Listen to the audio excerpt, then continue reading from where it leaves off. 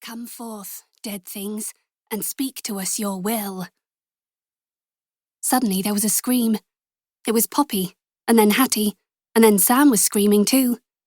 Billie and me were grinning at each other, but then I looked at Sam's face. He leapt up, staring just to the right of me, into the bushes at the far side of the den. "Thera!" he shouted as Billie stood up too. I turned. It was just over my shoulder. A large black dog, snarling, baring its drool-slicked white teeth and mottled pink and black gums. It barked twice, loud and savage. I froze. I don't react like everyone else to fear. When everyone else is panicking, I'm in a little bubble of stillness. Once, when she was giving a presentation at school, Hattie fainted. I think she was nervous. I hadn't been paying attention because I was reading a book on my lap under my desk, but everyone else gasped, and that was when I noticed she'd fallen down. I stood up immediately, walked past our teacher, put Hattie in the recovery position, and told Billie to fetch a glass of water.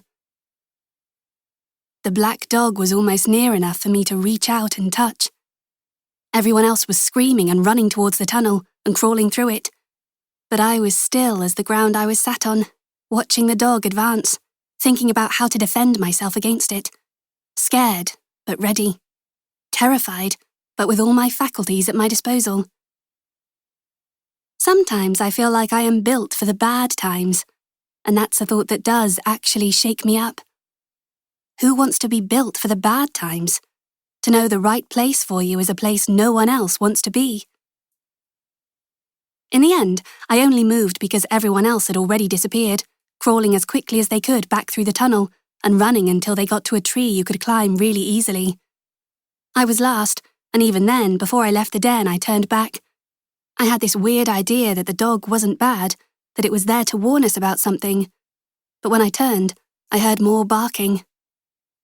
Behind the first black dog, another sprang from the bushes, and then another. So I ducked into the tunnel and followed the others. The dogs were big, like Alsatians or Rottweilers, but they didn't look like any dog I'd seen before. Maybe they were what we had called forth with the Ouija board. I ran until I reached the tree and then I climbed up it, past the others, right to the tip of one of the branches. I didn't hold on to anything, and I don't remember wobbling. The others said afterwards I looked like a witch, or a wood sprite. "Did you see?" I said. "There were more of them. Look, now there are 4. I stood there and stretched my neck up to see into the empty den through the leaves.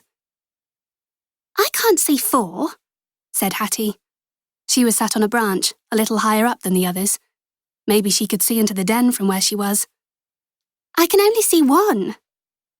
I shook my head. "There are 4.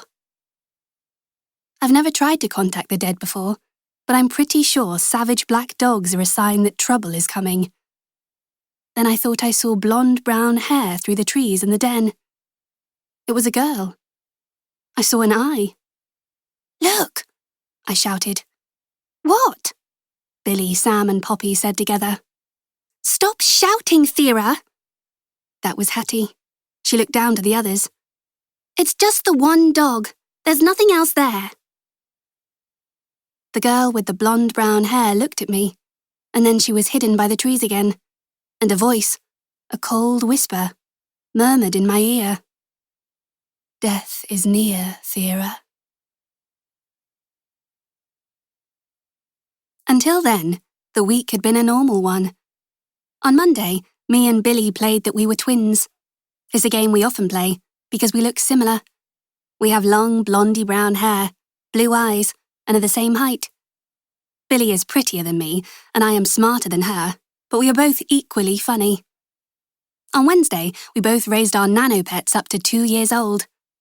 Nanopets are the same as Tamagotchis. It's a little baby on a screen in this egg-shaped thing you keep in your pocket. You raise the baby until it dies of hunger or pooing too much, or until it gets to 3, when it's completed. Then you get a new baby, which is 0 years old.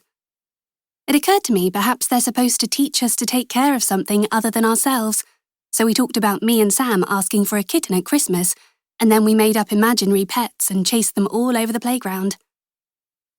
That day we had talk assembly. It was about bullying. Hattie turned to me and said that she was bullying.